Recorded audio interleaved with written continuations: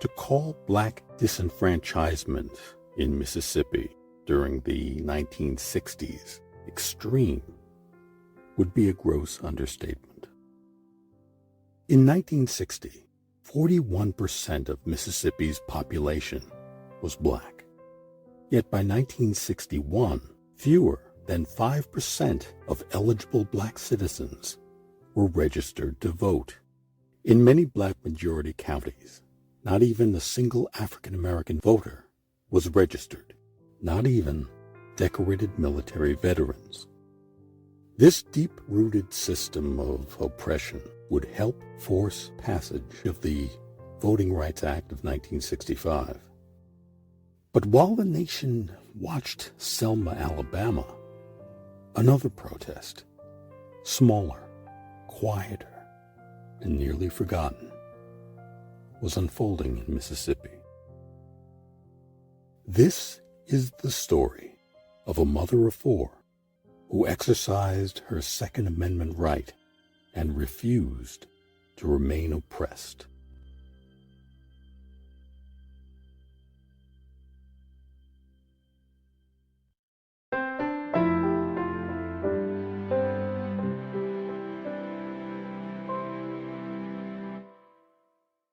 This is African American History is American History.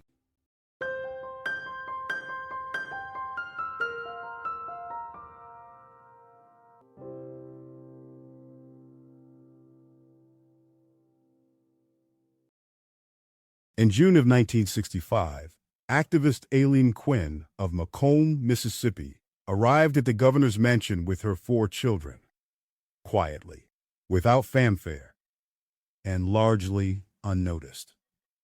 They were there to protest the election of 5 Mississippi congressmen, each chosen from districts where black citizens were effectively barred from voting.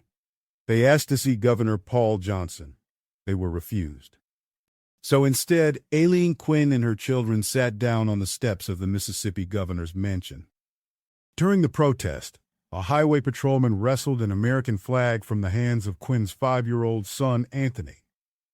That moment was captured in a series of photographs that starkly revealed the reality of black disenfranchisement beyond the national spotlight, fixed on Selma at the same time. Aylene Quinn was no stranger to the movement. She was a longtime NAACP member and a voting rights advocate in Macomb, Mississippi. Since the mid-1950s, she had quietly opened her restaurant, the South of the Border Cafe, for underground civil rights meetings. Mama Quinn was kind and good to everyone. But more than that, she was a towering figure of strength. She couldn't be intimidated. She was one of the first to welcome Bob Moses and lend him and the SNCC workers her support. Her cafe was always open, despite the threats, Recalled Student Nonviolent Coordinating Committee staffer, Mindy Samstein. She made sure there was always food to eat and a safe place to gather in Macomb.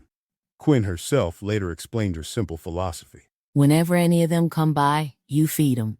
You feed them whether they got money or not. When young SNCC organizers arrived in 1961, bringing renewed energy to voter registration efforts, Aylene Quinn was hopeful. She remembered, If you were a member of the NAACP, you kept it kind of a secret. If you had any kind of job or anything, you couldn't let it be known. so when Bob Moses and others arrived, openly challenging the system, it was exactly what she had been waiting for.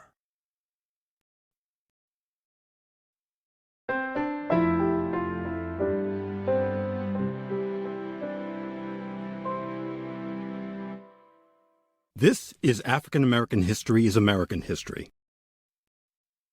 Born on October 12, 1920, in Walthall County, Mississippi, Aylene Quinn grew up navigating the contradictions of life under white supremacy.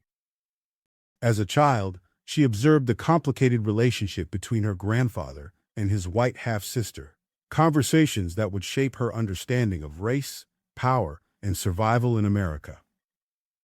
She stood firmly with SNCC during the revival of movement activity in Southwest Mississippi during Freedom Summer of 1964, despite the risks to herself and her family. Her restaurant became a hub for secret meetings between the Council of Federated Organizations, and local black businessmen. Participants arrived hidden in the backs of delivery trucks, using passwords to enter through a side door. Inside, they organized food and housing committees for volunteers and raised enough money to build a community center for Pike County. But Quinn's courage came at a cost. On September 20th, 1964, her home was bombed. Her children were inside at the time. Miraculously, they survived with only minor injuries. When Macomb police accused Quinn of bombing her own house, she dismissed the charge as absurd. The very next day, she traveled to Washington, D.C. There she met with Justice Department officials and privately with President Lyndon B. Johnson, who saw her against the advice of his top aides. Quinn demanded increased federal protection for black citizens in Macomb and across the South. Aylene Quin remained active in the movement for years, serving as a pillar of strength and resilience in her community. She died on July 6, 2001.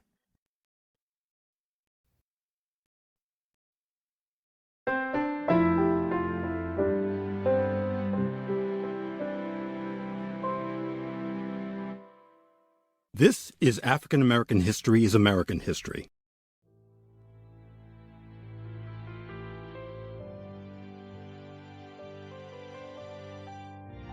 Aylene Quinn's protest may have been small. Her name may be little known. But her courage helped end black disenfranchisement in Mississippi and forced America to face a truth it could no longer ignore.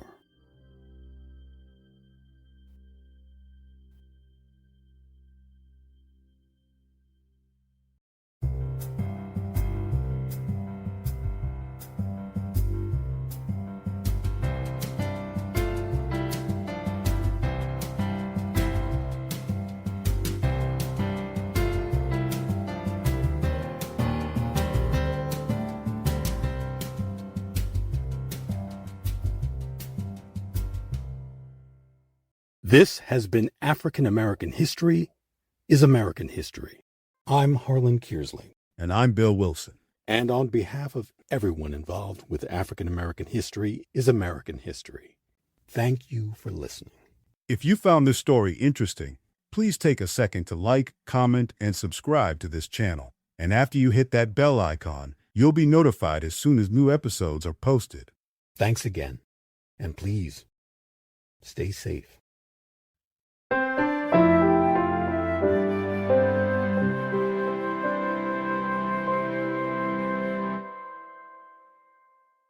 African American History is American History. Copyright H.C. Kearsley, 2026.